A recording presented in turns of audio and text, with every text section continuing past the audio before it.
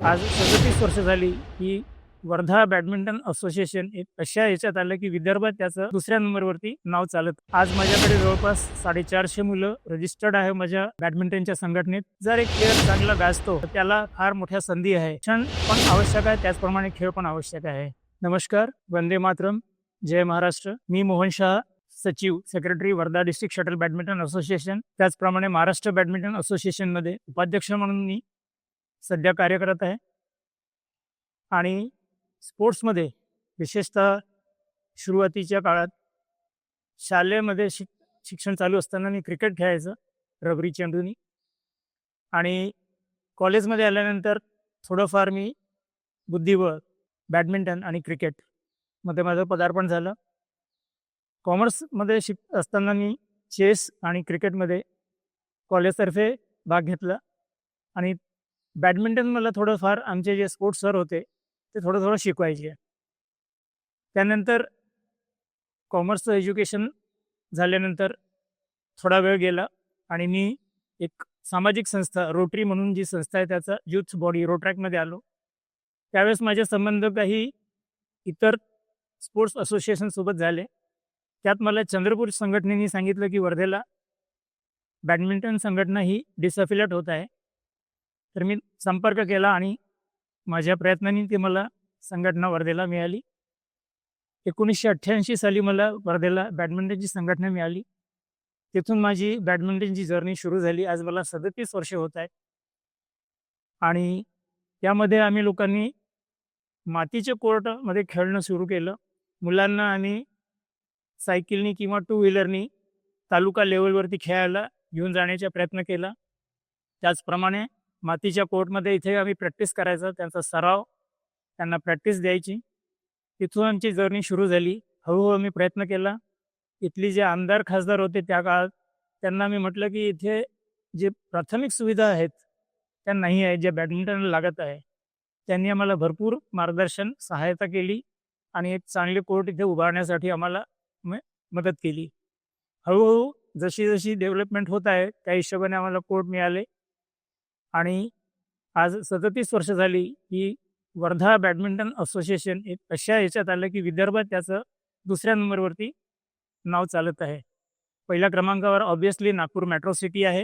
विदर्भातलं चांगलं मोठं सिटी आहे, त्यामुळे नागपूरच्या प्लेयरांचं फार मोठं कौतुक आहे. विशेष म्हणजे नागपूरची जी मालविका बनसोड आहे तिचं पदार्पण महाराष्ट्रामध्ये वर्धेलाच 2018 साली ज्यावेळेस आम्ही लोकांनी वर्धेला स्टेट टुर्नामेंट घेतलं होतं त्यावेळेस ती इथली विजेता होती. तिचा डेब्यू ज्याला आपण म्हणतो वर्धेवरून सुरू झाली तिची जर्नी. आणि त्यानंतर सुद्धा मला महाराष्ट्र बॅडमिंटननी कार्यकारी मंडळ म्हणून सदस्य म्हणून काम करायला संधी दिली. आणि 2022 साली मला त्यांनी संधी दिली उपाध्यक्ष म्हणून काम करण्याची. याच व्यतिरिक्त मी महाराष्ट्र बॅडमिंटनच्या टुर्नामेंट कमिटीमध्ये आहे. अजून एक मला संधी मिळाली की गोव्याला 37व्या नॅशनल टुर्नामेंटमध्ये मला महाराष्ट्र बॅडमिंटनच्या टीमचा मॅनेजर म्हणून जाण्याची संधी मिळाली. बॅडमिंटनमुळे मला खूप काही शिकायला मिळालं. वर्तमान बॅडमिंटन काय आहे आणि त्यामध्ये काय डेव्हलप होत आहेत. मी वर्धेचे जे तालुका आहेत आर्वी, हिंगणघाट, पुलगाव, देवळी यामधील लोकांशी डायरेक्ट संपर्क केला. आज माझ्याकडे जवळपास 450 मुलं रजिस्टर्ड आहे माझ्या बॅडमिंटनच्या संघटनेत.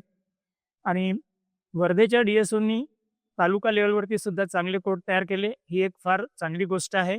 त्याचप्रमाणे वर्धेला 2-3 प्रायव्हेट कोर्ट झालेले आहेत. वर्धेला महात्मा गांधी आंतरराष्ट्रीय युनिव्हर्सिटी आहे, तिथे त्यांचा एक वैयक्तिक स्वतःचा कोर्ट आहे. त्या व्यतिरिक्त एक आमच्याकडे शाळा आहे, त्यांचा अल्फा ड्रीम स्पोर्ट्स अकॅडमी आहे. रेल्वे इन्स्टिट्यूटमध्ये एक त्यांचा बॅडमिंटनचा कोर्ट आहे. त्याचप्रमाणे जिल्हा क्रीडा अधिकाऱ्यांचा कोर्ट आहे. वर्तमान जे बॅडमिंटन आज क्रिकेटच्या नंतर दुसऱ्या नंबरवरती एक फास्ट डेव्हलप आणि ज्याला आपण पॉप्युलर म्हणतो तो खेळ आहे. त्याच वर्धेचा कॉन्ट्रीब्युशन पण होऊन राहिलं आहे. मला हेच म्हणायचं आहे याच्यातून की जे आज आपण शिकत आहोत त्याला एक आपलं शैक्षणिकच्या नंतर एक कॅरियर म्हणून आपण डेव्हलप करू शकतो. याच्यात फारशा मोठ्या संधी आहेत. जर एक प्लेअर चांगला गाजतो तर त्याला फार मोठ्या संधी आहे. Being as a coach, being as a umpire, being as a technical official. आणि जर त्याचं काही नाव गाजलं किंवा त्यांनी काही चांगलं मोठं अचीव्ह केलं तर तो एक कोणत्याही तरी कंपनीत, कोणत्या तरी संस्थेत ब्रँड अँबॅसेडर बनून आपलं कॅरियर करू शकतो. असं नाही की तुम्ही एज्युकेशनमध्येच तुम्ही काही कमवू शकता.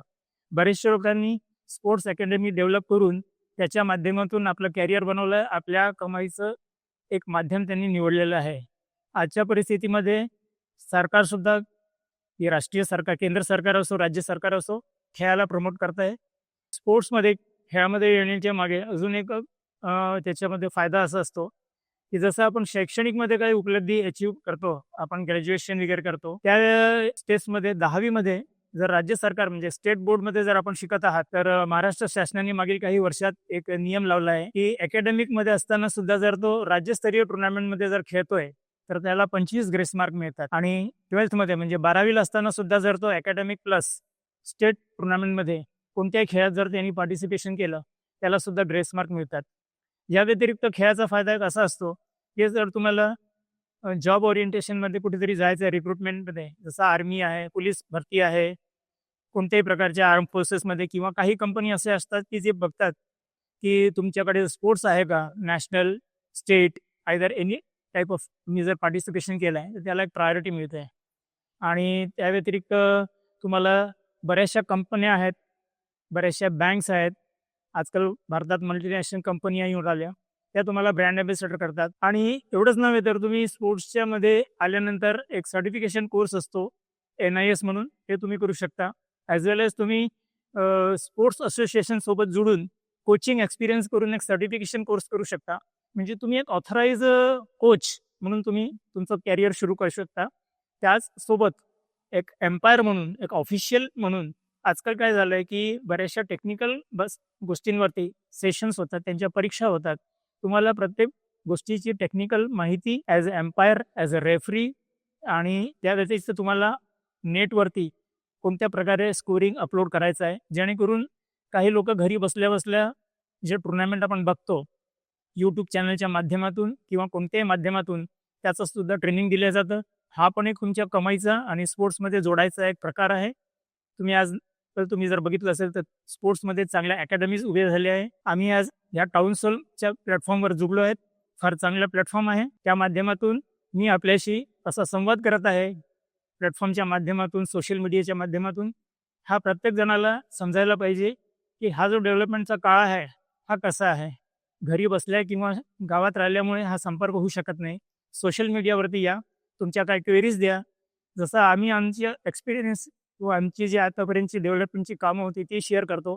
तुमच्याजवळ जे काही असेल, तुमच्या काही क्वेरीज असेल, तुमच्या काही अडचणी असेल, त्या द्या. इथे एक्सपर्ट्स आहे.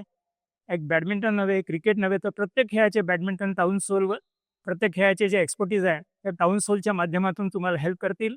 आणि हे जे प्लॅटफॉर्म आहे, हे डायरेक्टर ऑफ स्पोर्ट्स किंवा क्रीडा मंत्री, शिक्षण मंत्री यांच्यापर्यंत जाईल, की याच्यात तुम्हाला असे लोक मिळतील, बिझनेसवाले, की जे खेळाला प्रमोट करतील.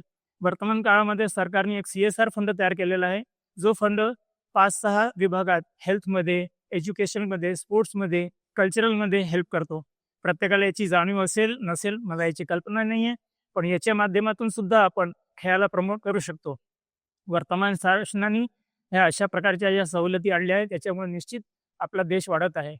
आणि ह्या प्रयत्नाने आपले जे खेळाडू आहेत त्यांनी निश्चितपणे विश्वावरती, पूर्ण जगात आपलं नाव करायला पाहिजे, मेडल अचीव्ह करायला पाहिजे. हा जो जुना काळ होता तो गेला आहे, की याच्यात काही नाही. आज पॅरेंट्स सुद्धा म्हणतात की नाही, शिक्षण पण आवश्यक आहे, त्याचप्रमाणे खेळ पण आवश्यक आहे. तर माझं आपल्याला विनंती आहे की खेळाशी जुळा आणि स्वस्थ राहा, फिट राहा.